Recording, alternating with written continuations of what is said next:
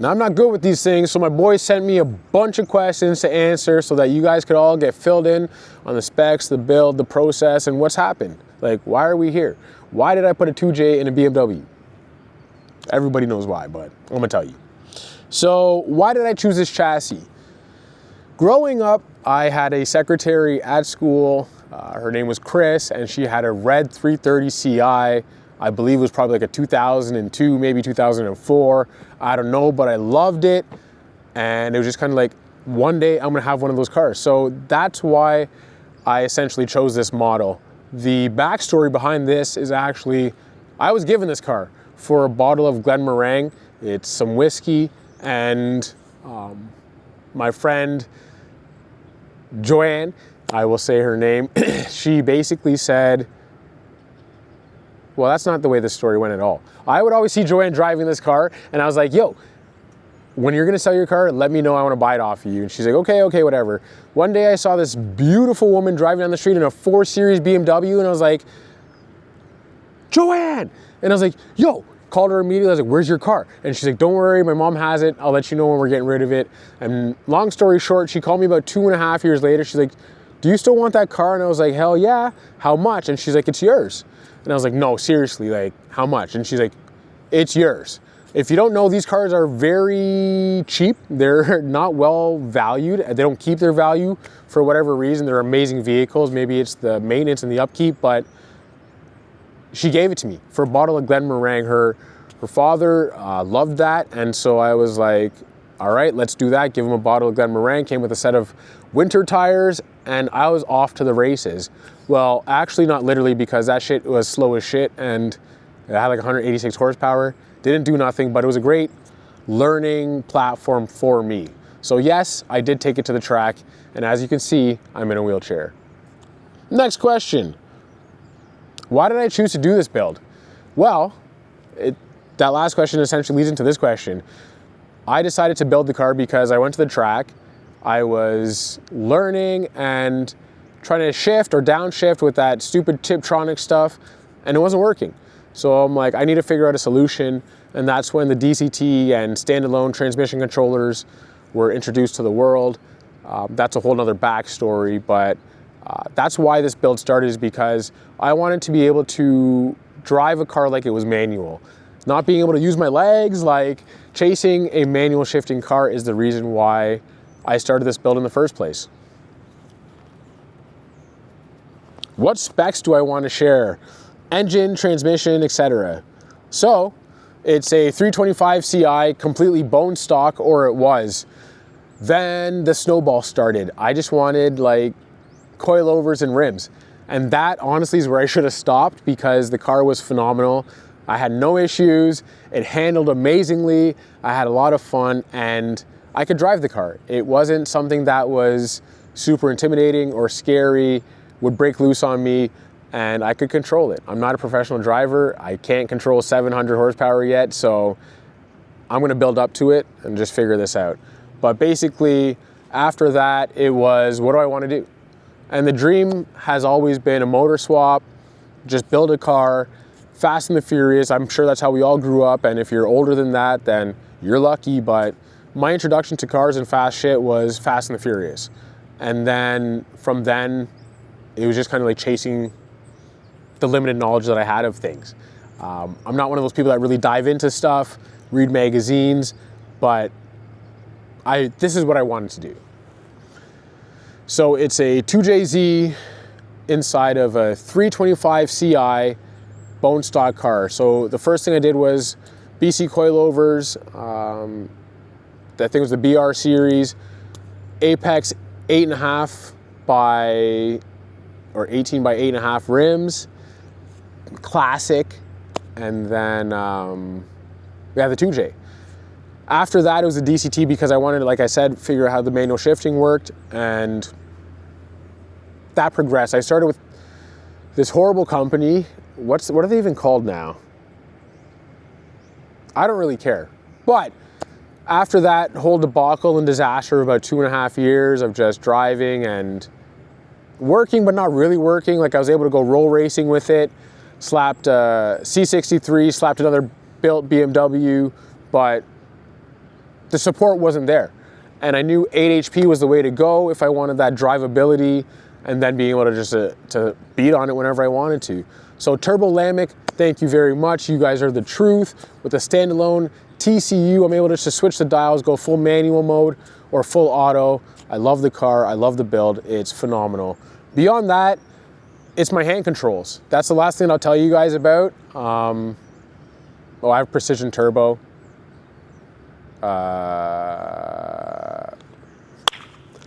Damn it! I forgot the name of the manifold. I'll insert it, and then the intake, I forgot that one too. Vibrant, thank you very much. Haltech, thank you very much. We're on an IC7 standalone 2500 Elite. Haltech, you doing it. Vibrant, my car sounds amazing. Thank you so much for all of your help and support. Beyond that, like I was saying, was the hand controls. So the hand controls, you basically push down to go, push forward to brake. I move the paddles from up here down to my thumb, so shift up, shift down, electronic clutch, and then a anti-lag or two-step controller as well. So that's all in there. Next question. Why this engine? Well, it was 2J or RB. RBs are way too expensive, and a 2J is just the dream. Like Fast and the Furious, again, like 2J. Boost. Sounds. Power, reliability, durability, and that's basically why I did that. I didn't do a BMW swap like an S54 or something like that because rod bearings, I think that's a motor with rod bearings, I'm sure it is, but like a V8 swap out of an M3 or a turbo N54, something like that. I was just kind of like, I want to be different. People have already done that, and why not the best of both worlds? A BMW chassis, Toyota motor, right? Next question. The biggest challenges I faced during this build. Honestly, it was the people. It was the people I found to work on the car with me. It was a nightmare working with 1110ths out of Scarborough, Ontario. Thank God they're gone. Ted, I will give you some credit. You're a little genius. Your lack of attention to detail was your downfall, but you got the car up and running on a DCT when people couldn't even get it into gear. So as upset as I was with you, thank you for getting me up and running, because this was the beginning of the build process. More challenges. There were so many challenges, and it all came down to like quality of the build. The car caught on fire with me inside of it. Thankfully, it went out at the firewall. It was incorrect wiring, I guess, wrong gauge from the fan shroud to whatever it was connected to. Caught on fire and went out at the firewall, thank God. Didn't really damage too much of the main wiring harness. And so the car was still able to run. That was kind of like the first of like major issues. It was overheating, couldn't figure out what it was. And then eventually we found out it was a head gasket. We had to pull the head, sent that out, got it decked. And that's when really the whole rebuild of the car started with the turbo, so precision turbo. Why can I not remember the name of that manifold? It's phenomenal, it's beautiful, like they're amazing. And then fixing up the intercooling piping, wiring, there was so much that needed to be redone. And then the 8-speed swap, because the DCT wasn't working. I got that diagnosed in Tucson from the shop that I was at, AO Garage.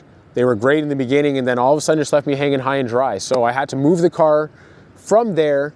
The 8-speed transmission was literally sitting beside the car in the shop, but nothing was happening. Went to Turning Ratchet's garage.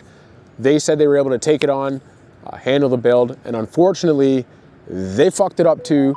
Like rushed it, didn't do anything over 8 months, and then decided to rush it when I was actually driving down.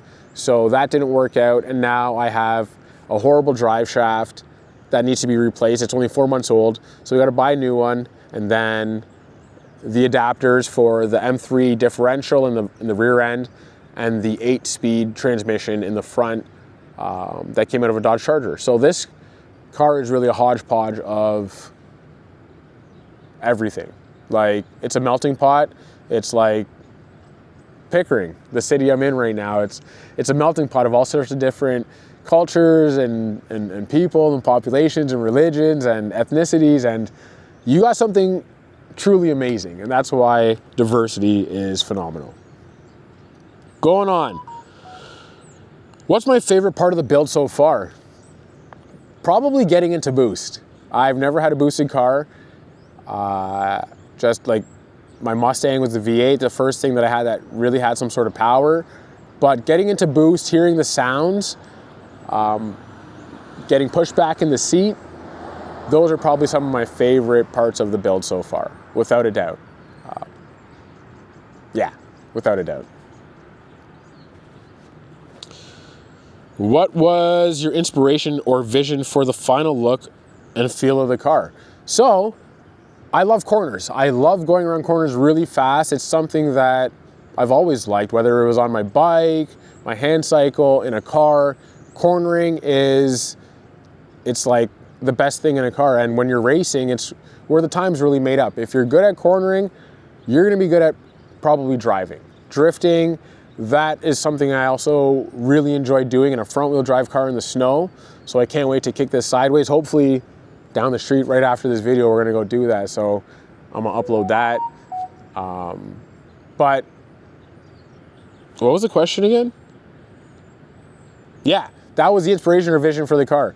I really want to take it on track, learn to drive the car, be able to really wrangle the beast, you know, just have full and complete control so that I can have the most fun possible, really and truly.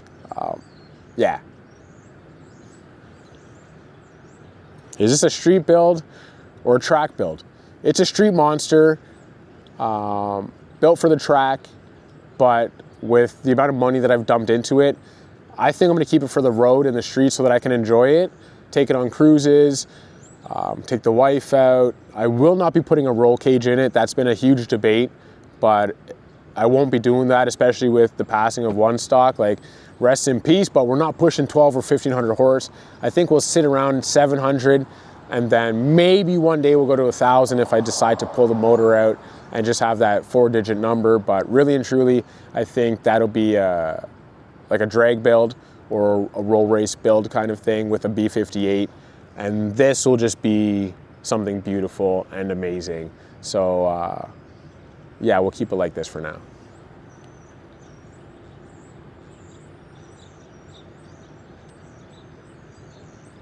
Did any particular BMW builds or builders inspire you? So one stock, as I just mentioned, was definitely a huge inspiration, but it wasn't the platform that I have now or anything like that. I guess just being like, Hurt. What am I saying? Hurt and Chair Slayer. Hurt and Chair Slayer are my two biggest, Rob Parsons and Hurt Trich Eugene. I forget his last name, my bad.